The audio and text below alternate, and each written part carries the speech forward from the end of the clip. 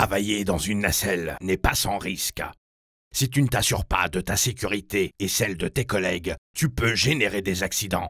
Les principaux risques liés au travail en nacelle sont la chute du conducteur, l'écrasement par un élément extérieur, le renversement ou la collision de la nacelle, la chute d'objets depuis la nacelle, ou encore l'électrocution en cas de contact avec un réseau électrique. Travailler en toute sécurité dans une nacelle ne s'improvise pas. En plus d'être formé pour utiliser la plateforme élévatrice, tu dois respecter les bonnes pratiques. Balise toujours la zone de travail surplombée par la nacelle. Vérifie la résistance du sol et la stabilité des points d'appui. Roule toujours en position basse. Prends en compte l'environnement de travail et la proximité des lignes aériennes. Fais attention aux trous et déformations sur la route. Un mouvement trop important de la nacelle peut créer un effet ressort et t'éjecter. Sans prendre ces précautions, tu risques l'accident à chaque instant. Garde toujours tes 2 jambes sur la plateforme de travail et ne te penche pas en dehors du garde-corps. Garde également, en toutes circonstances, tes mains à l'intérieur de l'espace protégé par le garde-corps.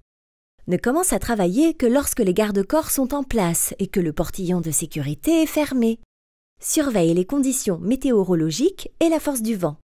Porte en toutes circonstances tes EPI et ton harnais de sécurité, même lors de petits déplacements. Enfiler correctement son harnais peut sembler très simple. Dans la pratique, ça ne l'est pas forcément. Prends le harnais au point de fixation et secoue-le pour vérifier que les sangles ne sont pas tournées ou nouées.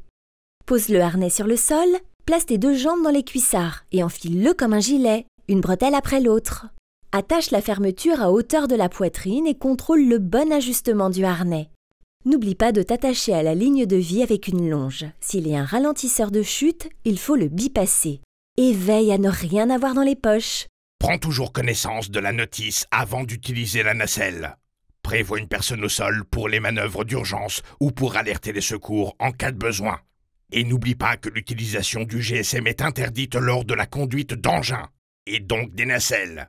Pour réussir notre objectif 30, je compte sur toi.